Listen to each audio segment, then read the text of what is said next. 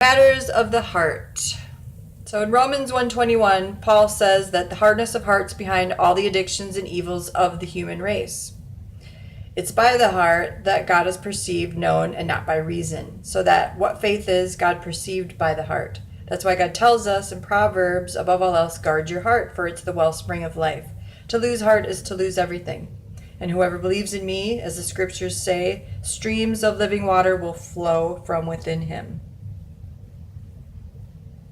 Our external self, we try to maintain, doesn't recognize God's voice communing with us sometimes. And when he comes to call us more deeply to the romance he set within us, because he put eternity and set eternity in motion within us. And that is why the kingdom romance is being played out here.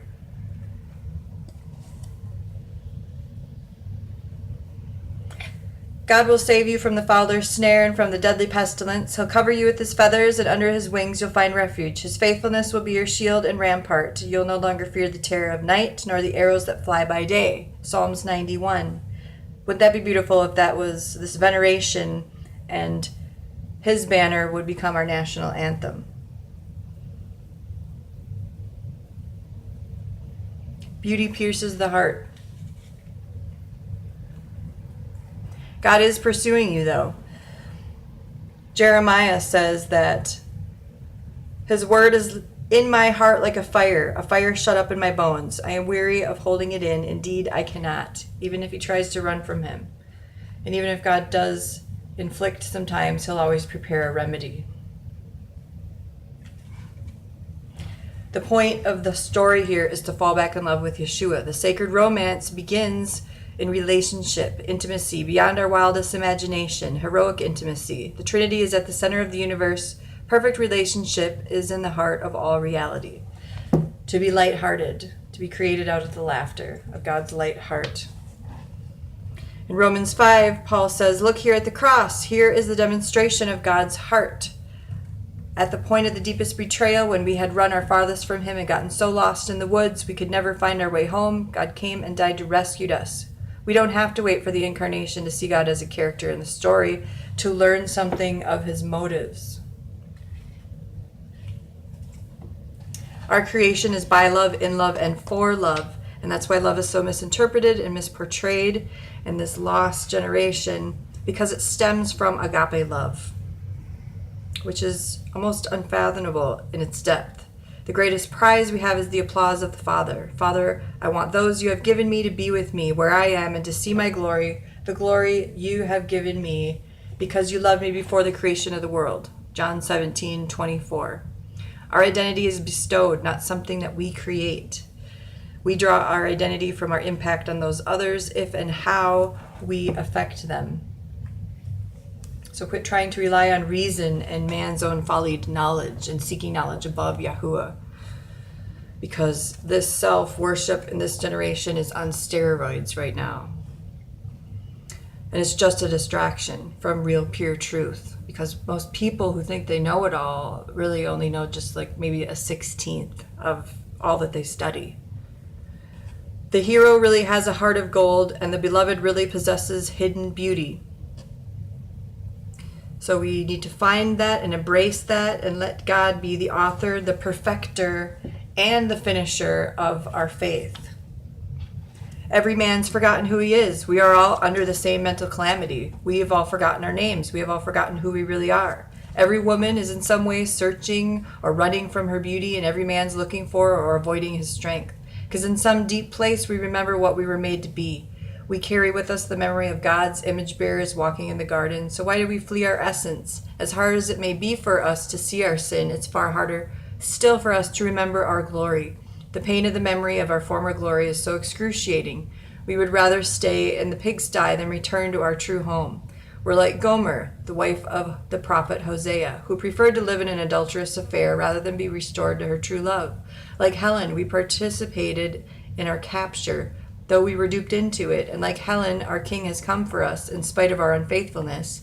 If it is true that our identity comes from the impact we have on others, then our deepest and truest identity comes from the impact we've had on our most significant other.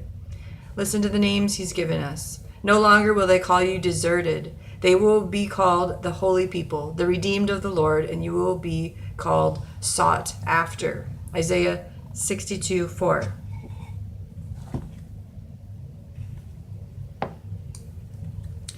It's very clear that Satan has lost the battle twice. The first time he was hurled in disgrace from the walls of heaven by Christ and his angels. The second time, unable to hold the crucified cross within the gates of hell, it was forced to hand over to him the keys to death and Hades. But for a time, he is placed on what feels like a very long leash to do what he can among us with his roaring. But we will make a spectacle of him in front of kings.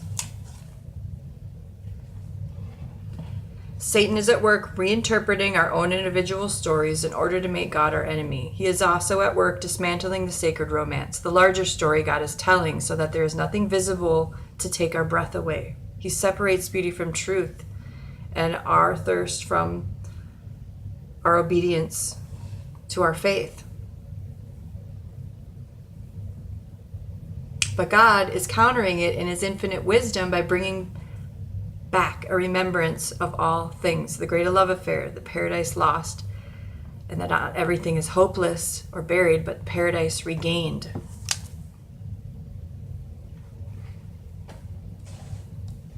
Satan's constantly also at work deconstructing the sacred romance in our hearts so that he may more easily seduce us to the smaller stories that he's telling. So we listen to them and become enveloped in them, and then our own stories get convoluted. And the messages that people are portraying a lot of these days, no matter how much information or knowledge they think they have, the intention behind them, I see, is the adversary and the spirit of conflict and deceit still at work, separating God's people from fellowship and demeaning the intelligent design that the hand of God has in all things with the hidden hand of the adversary. Because God still has all things in his hand. Yahushua's name even means the hand that will destroy the establishment of the eye. So nothing is impossible with God. We hide the lion's roar because he has convinced us that it is just us, and we would be roundly scorned if we were to admit these things to others. This is a message of arrows from a man named John Eldridge.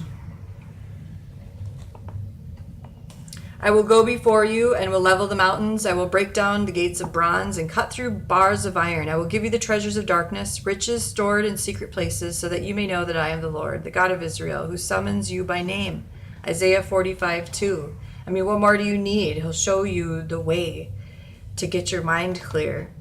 And the most important thing you could do would be to get on your knees, pour your heart out to God, and just that act alone will change humanity. And it's more important and life-changing than any blog or any info that you think you have.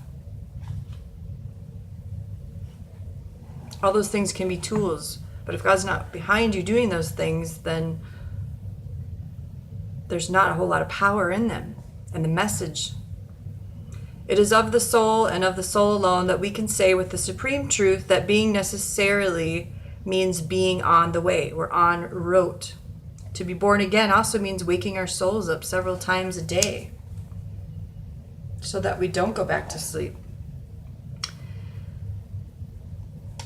Satan's poisonous arrows say things like things will never change, other lies that kill expectations, and so many things that trap us in the heart, in the present, to keep desire alive and flourishing. So we need to renew our vision for what lies ahead, because things won't always be like this. And Jesus promised that he makes all things new. We have no clue what God has in store for us, because you can't outdream God. Desire is kept alive by imagination, the antidote to resignation. Eye has not seen, nor ear has not heard all that God has in store for us. Because we're seeing through a lens dimly now.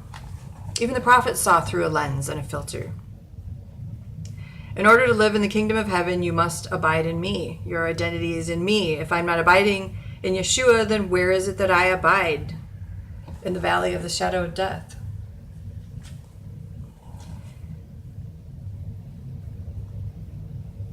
So don't ever think that things are hopeless. You found renewal of your strength, and so you did not faint. Isaiah 57:9.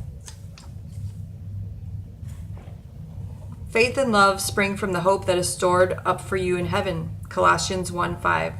Our courage for the journey falters because we've lost our hope of heaven, the consummation of our love story. No wonder we have lived life like Robinson Crusoe, trying to cobble together the best life we can from the wreckage of this world. We think we're stuck here forever.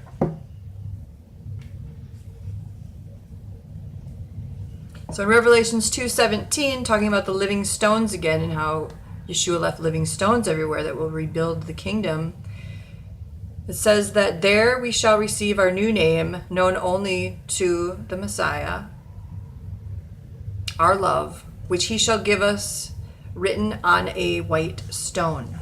Those stones building up the pillars in heaven, because there's so much work to do still. That's why there's so many distractions here, to avoid us from our callings and our missions here. And when we do a life review, the so-called life review that we've been waiting for, we groan inwardly as we wait eagerly. And we'll see that however God chooses to evaluate our lives, whatever memories of our past we'll have in heaven, it will contribute to our joy. We will read our story by the light of redemption and see how God used both the good and the bad, the sorrow and the gladness for our welfare and his glory, with the assurance of total forgiveness, because we won't have condemnation in sin. We'll be free to know ourselves fully, walking again through the seasons of life, to linger over the cherished moments and to stand in awe at God's grace for the moments we have tried so hard to forget. Our gratitude and awe will swell into worship of a lover so strong and kind as to make us fully his own.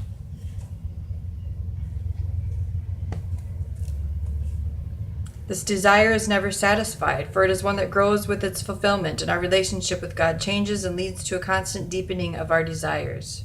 Psalms 119 says, our souls grow in the love of God and journey forth towards him. Our heart's capacities also grow and expand, because it says, thou shalt enlarge my heart. Awakened souls sometimes are disappointed, but our disappointment can lead us onward, actually increasing our desire and lifting it towards its true passion. Desire keeps us moving forward. Memory keeps us moving in the right direction. Be careful, says the Messiah. Watch yourselves closely so that you don't forget the things your eyes have seen or let them slip from your hearts as long as you live. Deuteronomy 4:9. The cross of Christ, says T.S. Eliot, is the still point in the turning world. Let us return again to the central scene and see what it is the author of Hebrews wants us to see in order to follow our hero in the race ahead. How did Yeshua sustain his passionate heart in the face of brutal opposition? He never lost sight of where he was headed. He had a vision for the future that was grounded in the past. In the Last Supper, he knew that he had come from God and was returning to God, and lived his life of selfless love to the end, and then promised us that he would eat with us in the next world. He remembered both where he had come from and where he was going, John 13:3. And so must we as his followers. Psalm 73:23 says, I'm always with you. You hold me by my right hand. You guide me with your counsel, and afterward you will take me into glory. My flesh and my heart may fail, but God is the strength of my heart and my portion forever.